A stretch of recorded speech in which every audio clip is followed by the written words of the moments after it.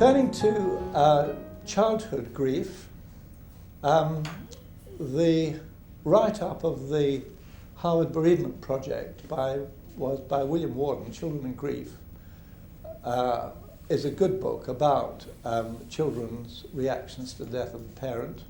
I do recommend.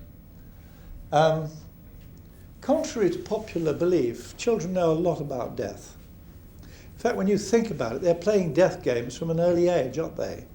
Bang, bang, you're dead. You know, even 2- and 3-year-olds are doing that. Quite what they mean by dead is uncertain, because usually the one who's been shot gets up and starts shooting back. But death is a concept which is in their minds, and adults shouldn't perhaps be too keen to overprotect them and not talk about or join in the death games. I think death education in childhood gives us an opportunity to educate kids about death. I remember when my children were little, we were driving along the road one day and the little one, who was I suppose about 3 or 4, said, "Daddy, there's a dead cat." So I stopped the car and said, "Do you want to go and look at it?" Big debate in the back of the car. The big one said, "Oh, that'll be horrible." The middle one, who was a bit bolder, said, "No, I want to go and look at it." And the big one, who then didn't like to be shamed by the middle one, decided she'd do the same. So all 3 of them got out of the car and we went back and we looked at the dead cat. And fortunately it didn't look too revolting. We talked about what was going to happen to it. No, it wasn't going to come alive again. It was dead. That meant it was gone. Now, obviously, when you're talking to clients, you have to respect whatever religious faith they may have or not have. I wasn't going to inflict this on my children, let alone anybody else's. But I do remember talking about, well, you know, when the leaves on the trees die, we bury them in the ground and next year they come up. And there is a sense of which is the cycle of nature. And we talked a bit about that, which was interesting because a few weeks later, my little one, again 3 or 4 years of age, over breakfast, "Daddy, what are you going to do when you die?" She put 2 and 2 together and deduced that even daddies could die. Being a psychiatrist, I said, "Oh, I don't know, what do you think?" and she said, "Compost." So I'm going to be composted when I die. Okay. Don't overprotect children by avoiding the topic. Death of a pet is often the first bereavement, and certainly in our family we had great funerals when the kittens died, and it gave rise to another opportunity to educate them about death. In fact, I have to admit that my own first experience, which I remember very vividly, was the death of my cat Timmy when I was about 4 or 5 years of age. I do remember the comfort I got from my mother, who cried with me. We both cried for that cat. But children take their cue from adults, and we don't need to try and overprotect them. Children need to grieve, or seem to need to grieve, much like adults, except that they can switch their feelings on and off much more easily than we can. Adults are often a bit perturbed because a child will be crying their eyes out about their dead mummy 1 minute, and 10 minutes later they're out playing in the garden as if nothing had happened. It doesn't mean to say they don't care, but it seems to be a child's ability to switch feelings much more readily than adults. They need to prepare for a loss whenever possible. It's very important when a parent is dying particularly, that the children visit them in hospital, even though they may look horrible, that they have some sort of preparation for the death so that they are able to let go much more easily when eventually the death comes. Children easily misunderstand, so we have to be very careful what we say to them, trying not to tell lies and to make sure that they understand what they have been told. Dora Black tells a story about one child who came to us because she was very upset. She couldn't understand why they cut their legs off after they're dead. And she said, "What do you mean they cut their legs off?" Well, Mummy said their souls have gone to heaven. They only got the soles of the feet. So The thing is, if you communicate with children, you soon find out what they're thinking. If you don't communicate, you won't find out, and that's when problems arise. Many third world countries have high childhood mortality rates. Children actually witness deaths in the family, often other children, because in many parts of the world people have large families because they expect half the kids to die. Does this cause them enormous emotional trauma? Apparently not. I've talked to many audiences about this, including people from third world countries, and on the whole they seem to find that children are able to learn about death in a much more real and less frightening way in societies where they can actually witness it, rather than when it's all portrayed to them in horror comics and horror films and all the sort of let's all get scared together type panoply of entertainment deaths. Deaths take place at home, which they don't in this part of the world. And again, it all makes it more ordinary. In a strange sort of way, I feel that very often when we're dealing with people facing deaths, part of our role is to help to make the extraordinary ordinary. By that I don't mean to diminish it. Something very important has happened. But it's not so horrifying that you can't even begin to think or get your head around it. Should children visit a dying relative at a hospital or a home? I think definitely they should. Sometimes parents try to protect them by not encouraging them. Should children view the dead? Well, yes, but be careful. The important thing is that they don't become horrified by what they see, which means that they need to have a good idea before they get there what they're going to see. Again, they will take their cue from the people around them. If mother is panic-stricken, well, then the children will be panic-stricken. They may even get PTSD. So handling the viewing process is very important.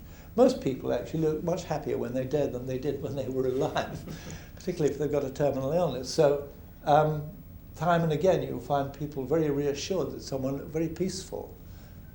I remember one lady, I said to her, how was it when she visited her husband? Oh, he said he was smiling. I said, oh, that's nice. No, she said, it isn't. He's with his first wife now. Should children attend funerals? I think so. I mean, the very little ones may need someone to take them out if they cry too much, but mostly children feel left out if they're not invited to the funeral. This is an important time for them as well as for the adults. And so often we think we're overprotecting them by leaving them at home. People always ask, what can you say? And there's no easy answer to that, because the one thing you don't want people to trot out is a sort of formal phrase. The most important thing is that whatever you say, it has to be genuine, it has to come from your heart rather than your head. And if you rely on that, you'll probably get it right. It's more important to listen than to say anything. Just to share your sadness, but also to let the other person share their sadness may be more important. When will he or she come alive again? He won't. Who will look after me? Very important. Kids are bound to think of this, but adults, it doesn't even occur to them that the kids may be worried about, will I survive without this parent? And just raising the issue, saying, look, we're here for you, there will be so-and-so, and telling you what your plans are, make sure that they know that they're going to be looked after. Will my other parent die too? Not surprising. If you've lost one parent, why shouldn't the other die?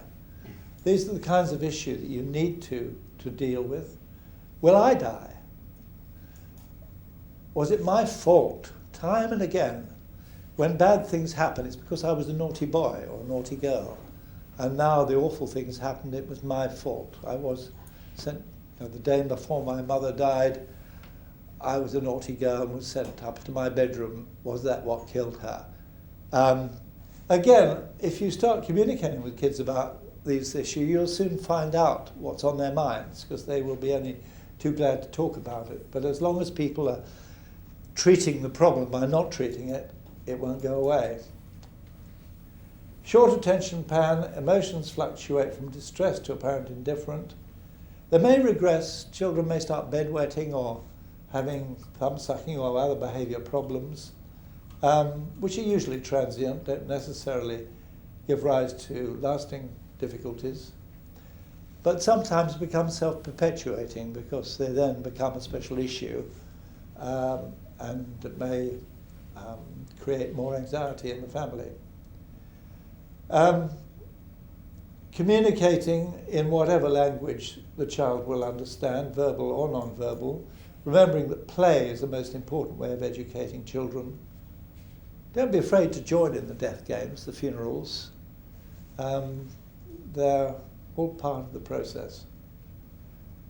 Remember to support and educate the parents. I remember one woman who came to me saying, I can't talk to I can't tell my children that their daddy is dead. I said, well, would you like to bring them into the room? Because they were not far away. And I, in a sense, first of all, I started talking to her about the children. There were two little girls, one of them was about 5 and the other about 3. And I got some toys in the room, and they started playing with the toys. While I was talking to Mother, I could see that the 5-year-old was listening to everything we were saying, in spite of the fact we were talking about them and about their father's death. And after a minute, I laughed and I said, come and join in. You've been listening to what we've been saying, haven't you?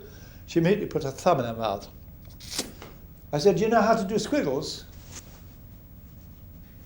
I drew a squiggle. Make it into a picture. She turned it into a swan. I said to her, Mother, what does that mean? Oh, her daddy used to take her to feed the swans every Sunday. I said, is that Daddy's swan? I said, okay, I'll do it. You do a squiggle for me and I'll do one. So she did an O, and I turned it into a little girl crying.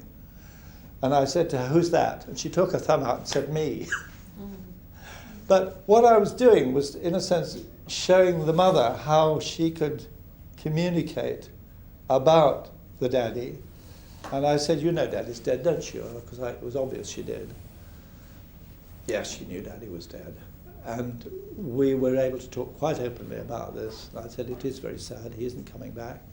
Is there anything you'd like to ask me? And a few little questions, but nothing very significant. The most important thing that I was doing was not answering the child's questions, but showing the mother how she could communicate with the child about this area, because in a way, she was the one who needed to be doing all this.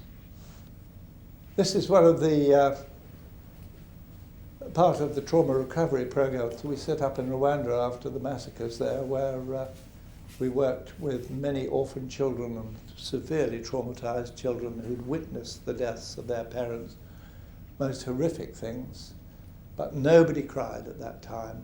Parents, children had learned to keep a completely impassive expression. But once you put them together and started them drawing, it all began to come out. You can see the soldiers with the guns, and the pictures of parents with their arms chopped off, and the most horrific things. And once they started drawing, they started sharing and feeling.